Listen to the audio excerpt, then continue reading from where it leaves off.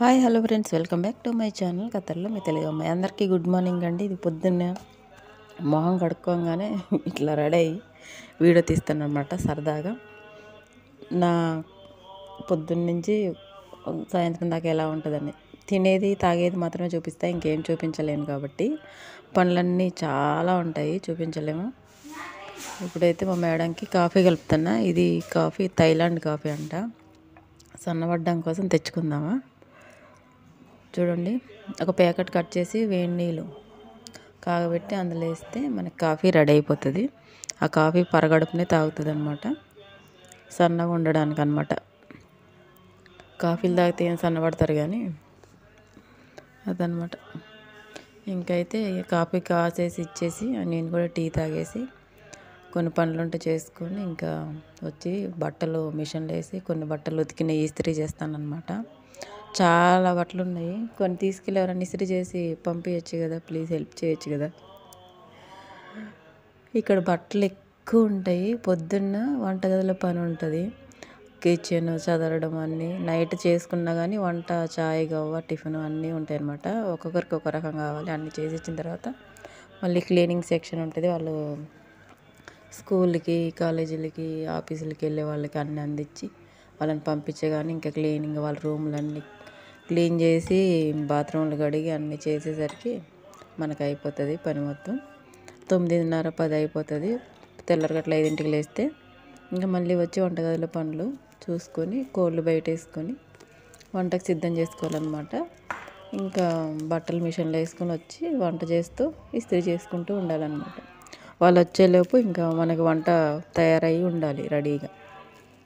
వాళ్ళు వచ్చాక మళ్ళీ వాళ్ళ బస్సుల కానించి, కార్ల కానించి పుస్తకాలు మోసుకొచ్చి వాళ్ళ ఆఫీసుకి తీసుకెళ్ళే ఫైల్ మోసుకొచ్చి ఇంట్లో పెట్టాలి. వాళ్ళ రూమ్లో ఎవరే వాళ్ళకి పెట్టాలి. వాళ్ళ బట్టలు ఇప్పినాయి మళ్ళీ ఉతకాలి, ఇస్త్రీలు చేయాలి. రేపు పొద్దుటికి అయ్యే మళ్ళీ బట్టలు అనమాట.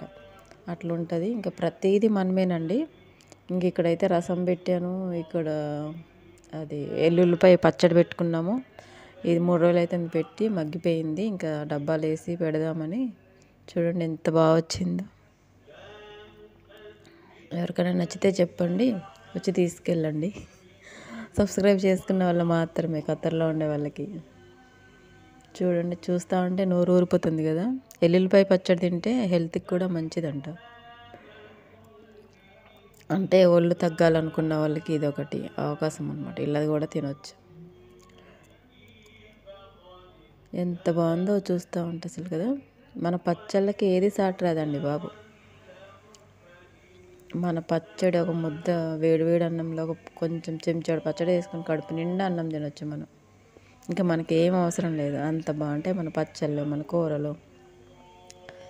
ఇంకా ఆ గిన్నెలోనే కొంచెం పచ్చడి వేసుకొని వేడి అన్నం వేసుకొని తినేసే మధ్యాహ్నం ఇంక ఇదే అనమాట నాకు లంచ్.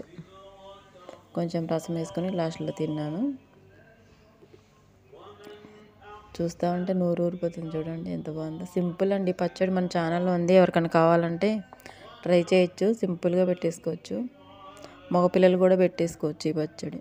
అంత సింపుల్ అనమాట. చూడండి ఎంత బాగుందో. కమ్మగా ఉంటుంది నోటికి. మనకి ఇక్కడ ఏం దొరకవు కాబట్టి హ్యాపీగా ఇలాంటివి చేసుకోవచ్చు టైం ఉంటే, అవకాశం ఉంటే కనుక. బయట ఉండే వాళ్ళకైతే ఇంకా ఈజీగానే చేసుకోవచ్చు. ఇంట్లో ఉండే వాళ్ళకి కొంచెం కష్టము, టైం దొరకదు కాబట్టి.